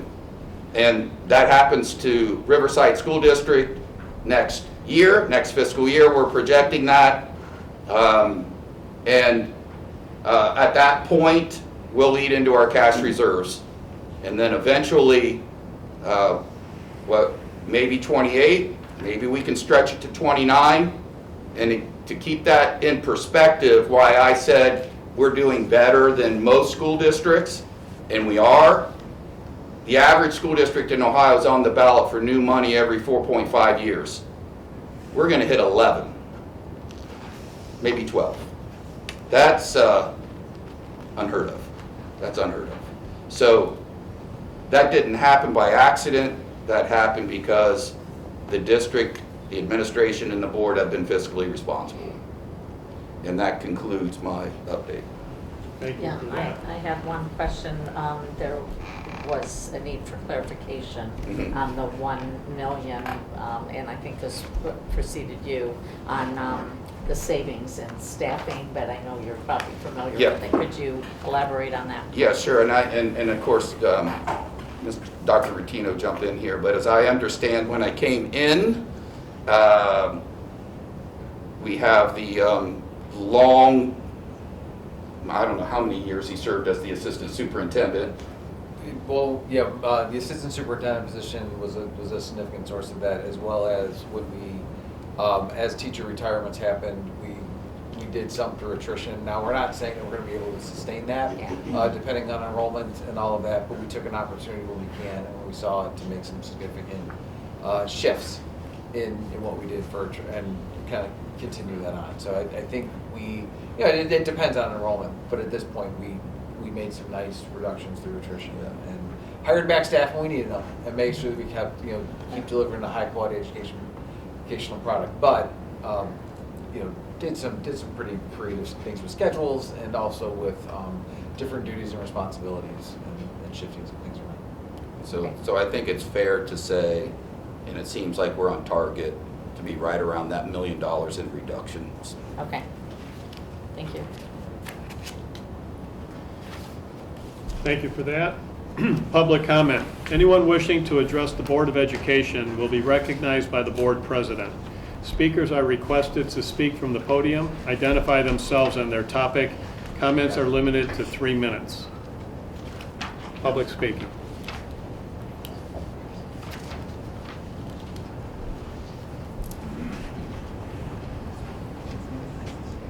Hi, thank you. Joe Adino, parent of 3 daughters in Riverside. I just wanted to touch base on a few things regarding LLB. I think there's a concern that we have from the public side of not just paying $250 an hour, but the quality of the emails, and I think Ms. Kraniski mentioned that earlier. There seems to be an obsession with the quantity of emails from some of you, but not necessarily the quality. We're concerned with both of them. We don't want the emails if they were $0. LLB could be paying us $250 an hour, and we do not want them. Why? Because they don't make sense. They're very redundant. Here's the topics that we keep seeing over and over again. We see things like where to find our YouTube videos. YouTube. Update on Riverview parking. We get it. The parking situation is being fixed. 90% of the Riverside School District will never even be in that parking lot. They need to know once, we can move on. The CTE wing, the Buckeye trailers. Speaking of the trailers, one email went out to make it sound like some board member should be blamed for the mold situation. No one's going to go up to a perfectly functioning wall, kick a hole in it to see if maybe there's mold in it. So I guess if that's the outcome that we're expecting, Who's checking the mold in Melridge? Is there mold in Melridge? Have we checked the trailers in Melridge for mold? And if so, who's to blame? Should we blame the board? I don't think so. So, we CTE Wing, Buckeye Trailers, false narrative on the Moody Report. Also, 1 out of 1,000 people might know what Moody's even is. Praising select members of the board. LLB can't pick these people at random. So you guys are picking who is getting praised in these emails. The emails should be, if we want to keep sending out emails to gain more people who are seeing them, more visibility, how about National Principals Month, student achievements, staff milestones like major anniversaries or retirement. I hope you write some of these down. Maintenance, transportation praise, sports programs, the band programs, the art. Why don't we see emails on that? Instead, we get pictures that have stock images of a sun balloon in the woods, in the grass, a picture of a chart that says wealth at the top. I don't believe anything that we heard today is telling us that we're down the road of wealth. So I'm hoping that maybe, and I know there's probably going to be a switch in the narrative of the emails, but they probably won't be until November 5th. And I wonder why that date. One last thing. You had mentioned earlier, Mr. Fischel, that it might be difficult for us to get, you said good luck getting a hold of a company that's in Canada. LLB is in Texas, and the last time I checked in Atlas, Texas is a little further than Canada. All right, thank you.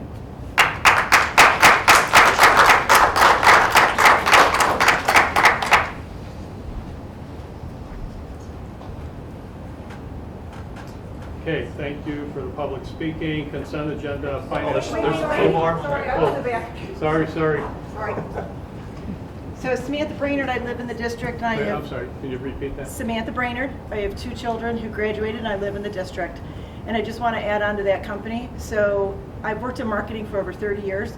There are companies where you can purchase email addresses, and you could do the work yourselves. So if we have a director of communications, I'm not sure why he's not doing that work. And I do think the variety of emails can be different. You can go ahead and create campaigns. You can enhance those campaigns. And again, to just kind of echo that sentiment, it should be a variety of information about the district. It should not be politicizing yourselves or a board or using a political climate to put your message out there. I have a lot of minutes, but I'm going to give them to someone else. Thank you.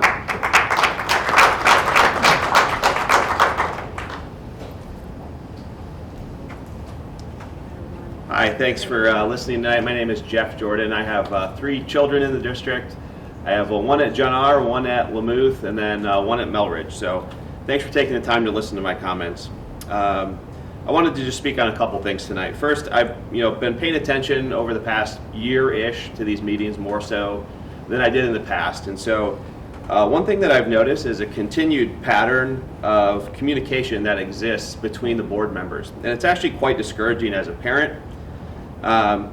What I notice is Ms. Grassi, Ms. Kroniski, they ask for points of clarification, they ask for more information, they ask for time to investigate before they make a vote on certain issues. And many times what they're met with is just resistance, which we saw tonight with Mr. Keeney, or silence, which we also saw tonight. She asked a question and no one answered her question.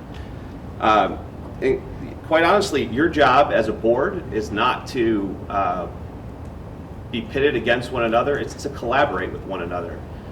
This job should be apolitical. There's very little, probably 5% of what this job involves is political. So to make it political is actually, it's a shame, honestly. So we expect, as parents, we expect more from you as a board in terms of collaboration. I find it really discouraging that we don't see that. Secondly, I would think I was at the meeting or at least watched it online when we talked about the contract for the LLB company. And many of us spoke, we questioned, we said, why the need for this company? So, especially at $250 an hour, it was really unclear to me the need for that service. And unfortunately, as the months have unfolded, it's become really clear what the reason for that hiring was. And it's a thinly veiled political strategy. So I hope all of you can see that in some of these emails. It, as Mr. Audino pointed out, selectively highlights certain members of the board. And honestly, again, this position is not political. It should be very apolitical. And to make it as political as you have, Mr. Fischel, Mr. Keeney, Mrs. Brewster, it's very discouraging. Thank you for your time.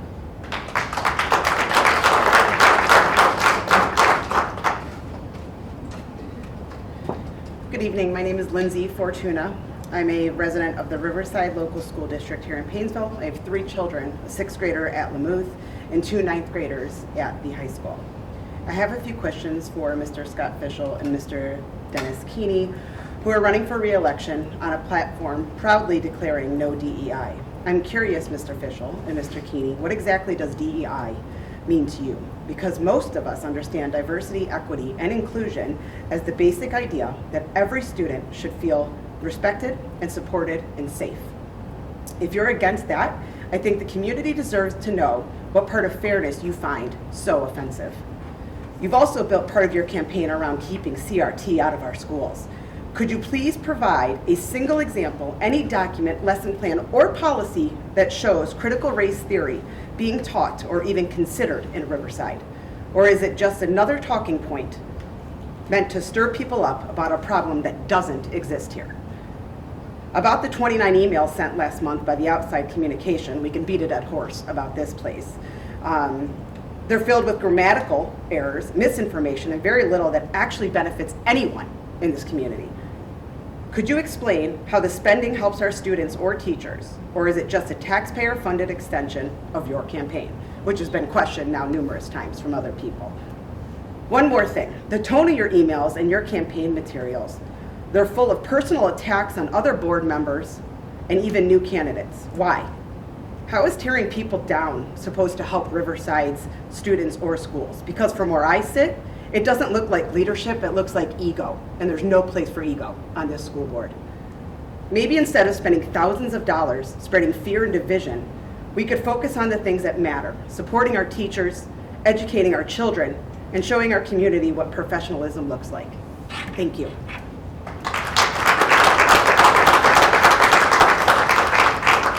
Okay, anyone else? Okay, thank you for that. Consent agenda, finance and audit.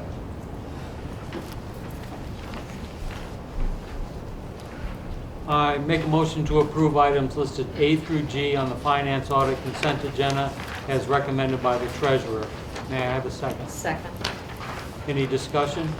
Yes, I would just like to thank the following for their donations. SSC Controls, who donated to the RAVE program, Nicole and Brian Harrigan, who donated to the academic decathlon team, and the Riverside Alumni Association, who donated for the purchase of a new scoreboard for the softball field. So thank you to all of them. Any other discussion? None? Okay, please take the roll. Mrs. Kronetsky. Aye. Mrs. Grassi. Aye. Ms. Brewster. Aye. Mr. Fischel. Aye. Mr. Keeney. Aye. Motion carries 5-0. For that, consent agenda, personnel. I make a motion to approve items listed A through G on the personnel consent agenda as recommended by the superintendent. May I have a second? Second. Any discussion? Hearing none, please take the roll. Ms. Brewster. Aye. Ms. Kronetsky. Aye. Mr. Fischel. Aye. Ms. Grassi. Aye. And Mr. Keeney. Aye. Motion carries 5-0. Consent agenda, curriculum and programming. Okay, I make a motion to approve the items listed on the curriculum and programming consent agenda as recommended by the superintendent. Is there a second? I'll second. Okay, any discussion? Okay, Dr. Thompson, can you call the roll, please? Mr. Keeney. Aye. Mrs. Grassi. Aye. Ms. Brewster. Aye. Ms. Kronetsky. Aye. And Mr. Fischel. Aye. Motion carries 5-0. Consent agenda, buildings and grounds. Make a motion to approve the items listed on the buildings and grounds operations consent agenda as recommended by the superintendent. Can I get a second? I'll second. Thank you for that. One item of discussion. What's noted here is resolution to approve purchase order to Gem Service for the purchase and installation of a new heat exchanger on the boilers located at Parkside Elementary School and Riverview Elementary School at a cost of $89,066, $44,533 per location. And we discussed this in the Buildings and Grounds with the idea of purchasing these to not install them, right, Mr. Alesic? This is just as a safety measure. So we're approving this, but it's not to be installed. It's only if something breaks and goes down and has to be fixed. So I just want to make that clear. Just want to make a note that there's two items. We didn't say item A and B, just so it's on record. Thank you. So consent agenda for A and B. And so then, can I get a second? Second. Thank you. Mr. Keeney? Aye. Mr. Fischel? Aye. Mrs. Grassi? Aye. Mrs. Krenensky? Aye. Ms. Brewster? Aye. Motion carries 5-0. We have a policy agenda. So resolution to approve new and revised board policies as listed in the agenda. Can I get a second? Second. Any discussion? Okay, can you call the roll, please? Ms. Brewster? Aye. Mrs. Krenensky? Aye. Mr. Fischel? Aye. Mrs. Grassi? Aye. Mr. Keeney? Aye. Motion carries 5-0. Board business, OSBA legislative platform, proposed 2026 changes. OSBA legislative platform lines 370 to 405. So we vote on these all annually so that Mrs. Brewster knows how to vote in terms of the OSBA, because she will be the board's designee. Right. For that. So 370 to 405 specifically talk to their changes regarding local control and OSBA supporting legislation that affirms local control. And these were shared with the board a couple of times prior. So the resolution to approve the additional language on lines 370 through 405 of the OSBA legislative platform to support legislation that affirms local control in making decisions regarding school governance. Can I get a second? Second. Thank you. Can you call the roll?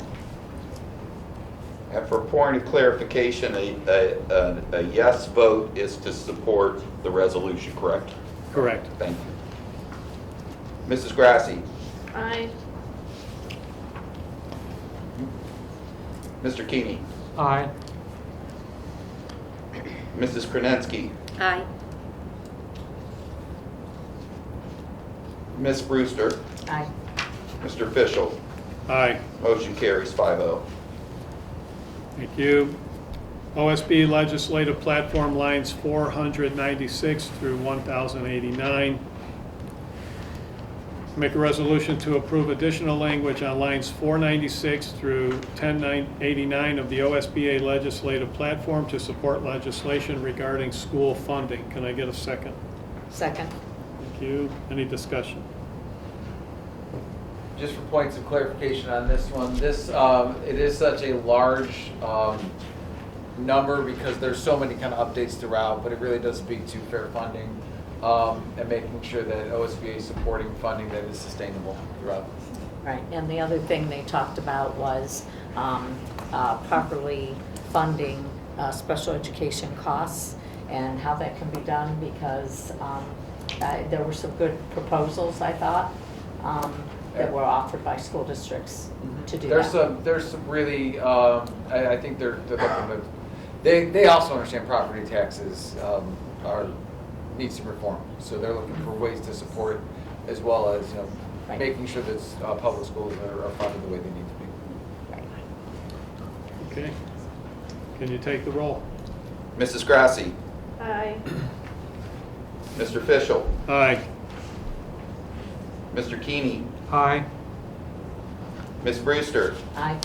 And that ends the page, so we're only taking 4 votes on that one. No, No, next next page. page. Mrs. Krasinski. Aye. Motion carries 5-0. Okay, another OSBA legislative platform, lines 153 through 166. Resolution to approve additional language on lines 153 through 166 of the OSBA legislative platform. Can I get a second? Second. Any discussion? Anything you want to add on that one? Yeah, give me a second to bring that one up. This one was brought to them by Berea Schools, and this one was a hard one to kind of do. This one changes the section on racism and equity to change some language in there. This is the Berea one? This is the Berea one. Thank you. Correct.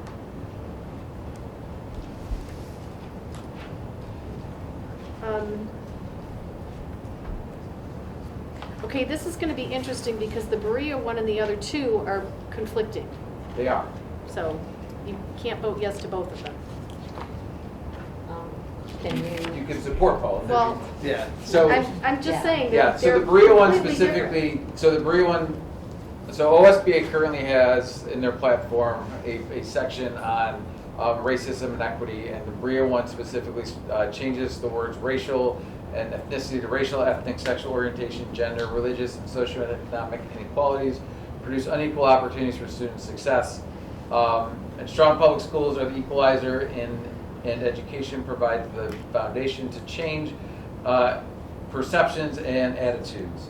It is imperative that Ohio implement meaningful solutions that eliminate injustices, disparate discipline and bias, as well as foster equity to provide a catalyst for the sustained improvement of students of these communities. And OSBA supports legislation that creates an inclusive, so the current platform, OSBA creates an inclusive environment that ensures that our students have a future that allows students to be successful no matter their race, ethnicity, and Berea added is proposing sexual orientation, gender identity, religion, or, back to the original language, social economic background. Okay, can you take the roll, please?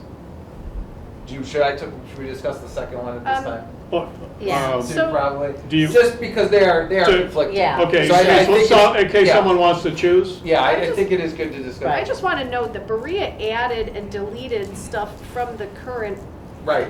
agenda, like From their their current Platform. platform. They modified it and added and deleted it. Right, Fort Fry Fry. local and And uh, Scioto Salmon- Valley Local, Yeah, they actually they took that eliminated the section whole thing and out just redid it. and added a section based on Correct.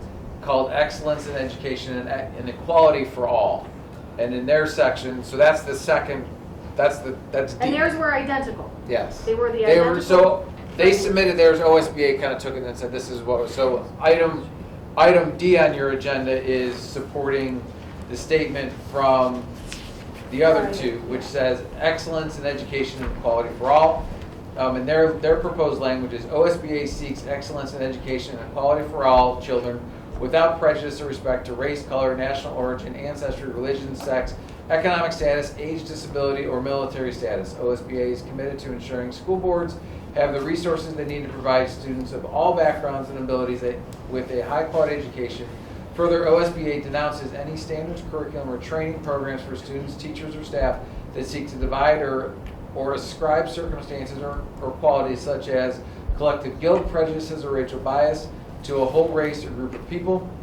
Next paragraph, OSBA supports legislation that affirms the primary place of academics in Ohio's K-12 schools, provides opportunities for all students to be successful regardless of race, color, national origin, ancestry, religion, sex, economic status, age, disability, or military status, provides equal protection of law for all children, promotes standards, curriculum, and training programs for students, teachers, or staff that seek to bring unity, excellence, and virtue. That's it. Thank you. Thank you for that. Okay, so. Any further So we discussion? have to vote on each. You have to, they are separated out because they are Yes. different. You can vote Okay. affirmative for both, you can vote against both. So, But we right, so- haven't seconded. So we We're have, doing C. we're doing C We're right doing now. C first. Right, But only we C. shouldn't do that one without discussing the Right. second one. So- Okay. Because they are. So we have the Right. information, and we had a motion and a second on C. Can you take the roll? Wait, Nope. I'm sorry, Miss. Please. I mean, when I read them, they're pretty similar. Like, I don't see any major differences between them. Am I, does anybody else see? I don't know. For me, I thought the Berea, I'm just gonna go back. I was there when they actually passed this in the first place, and I was the delegate when this was brought into play in the first place. There was a whole ton of discussion. That meeting went on forever, and there was no consensus on the floor. The vote was so disorganized, and this platform got in there. There was a lot of communication regarding the platform. I think in my opinion, my own opinion is the Berea one attempted to make corrections to it, but I think the other two got it right and just deleted it and started over. Yeah, again, but they're still similar. Like, I'm trying to pick out what the major differences are.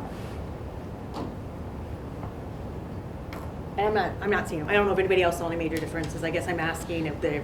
I did, and in my opinion, I believe that D is a better choice. Can I ask what differences you saw? Like, what were the major differences? Because again, I'm just having trouble picking them out, so I'm just trying to understand that. So I can't recall specifics. If we would like to read them all over again, we could do I would that. prefer So, not to. I You wanna will. read the whole I thing? think it's clarity, and it's just how it was presented in each one.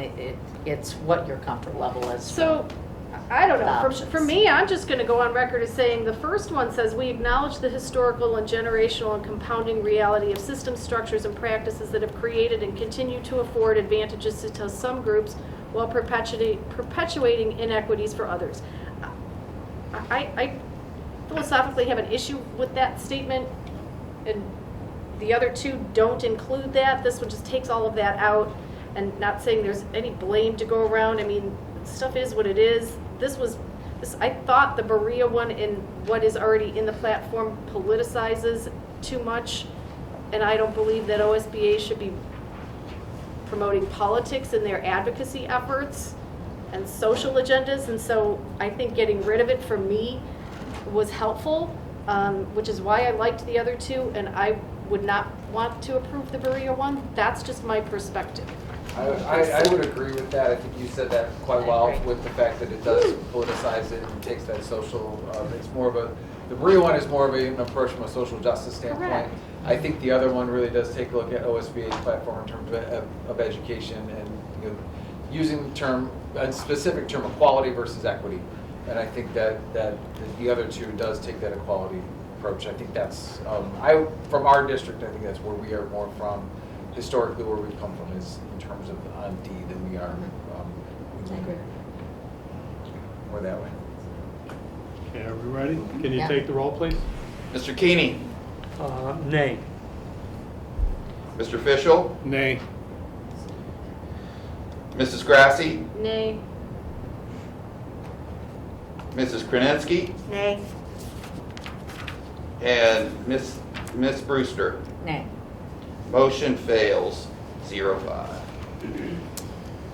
Okay, D, excellence in education and equality for all. This is, This is the second part of this is the Fort Fry or Scioto Valley and Fort Fry local, where they are proposing eliminating the entire section on racism, equity, and replacing it with the excellence in education and equality for all. Please don't ask me to read it again. okay, thank you for that. Resolution to approve additional language removing lines 153 through 166 of the OSBA legislative platform and add section excellence in education and equality for all. Can I get a second? Second. So can I ask a question, because these were two separately, like both districts, are they gonna have, this is one, are they gonna combine it and just make it one? Like, I have no idea what they're gonna do. I think it's going to be, the wording is the same. I think it is going to be one motion to just add, to remove to remove the education equity and put this excellence and That's what it education sounds up like. front. So I just can't in- speak to. Right, I- so just in case, Yes. like if we vote to pass this, you can vote yes on both if they bring up Yes. this vote, like I have Well, no and I idea think what to that's the do. same with the financial things as well. They may break those up into chunks as well, but we voted yes for all of those lines. And, right, if the wording's the same, the Yes. answer, the vote could be yes on both. The yes would be yes on both if they were both too. Yeah. Okay. Can you take the roll? Mr. Keeney, Aye. Mrs. Grassi, I, Mr. Fischel, Aye. Ms. Brewster, Aye. Mrs. Krasinski. Aye. Motion carries 5-0. Thank you. Board of Education update, anyone? yes, I have something, hold on, let me pull this up.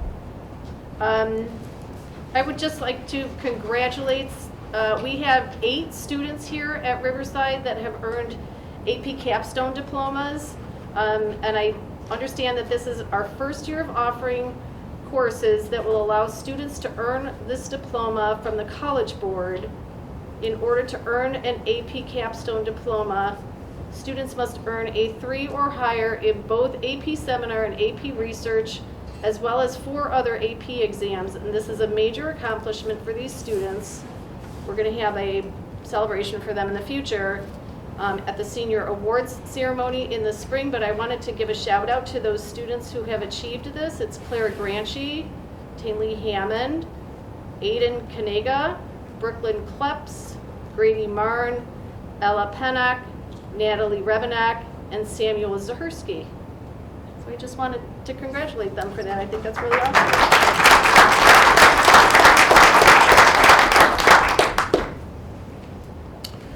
Thank you for that. Next meeting announcement, Finance and Personnel Committee, November 13th, 8 a.m. Curriculum and Programming Committee meeting, November 14th, 7:30 a.m. Board of Education meeting, November 20th at 6 p.m. At 7. 7 p.m. I'm sorry? 7 7 p.m. p.m., that was Because of Because of the. the Oh, sorry. 7 p.m. Okay, 7 p.m. Thank you. And then, anything else? I think that's it. We will adjourn at 8:02. Can I move to adjourn at 8:02? Can I get a second? Second. Thank you. Take the roll, please. Mr. Fischel, Aye. Mrs. Krasinski, Aye. Mr. Keeney, Aye. Mrs. Grassi, Aye. Ms. Brewster. Aye. Motion carries 5-0. Have a great evening, everyone. Thank you for coming.